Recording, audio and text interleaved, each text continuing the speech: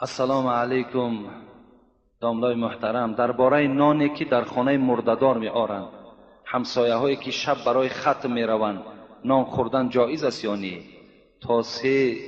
تا سه روزگی را التماس که جواب گردونید که همین روز، یعنی اگر روزی که جنازه می شود در یگان محله های ما و شما، حدیث پیغمبری خدا هست اصنعوا لآل جعفر طعاما.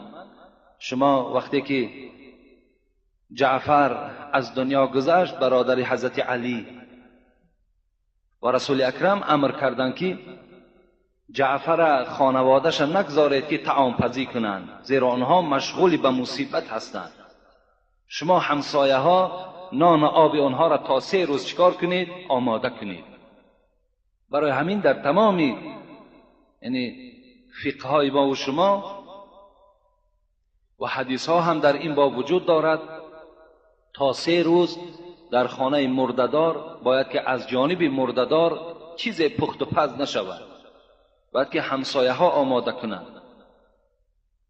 زیرا که عزیزان ما و شما میگوید این طعام پختن و این طرب و سرور فقط برای روزهای خرسندی هست و این بنده که امروز مصیبت دارد باید که مردم همسایه ها او را از آب و نان تأمین کند.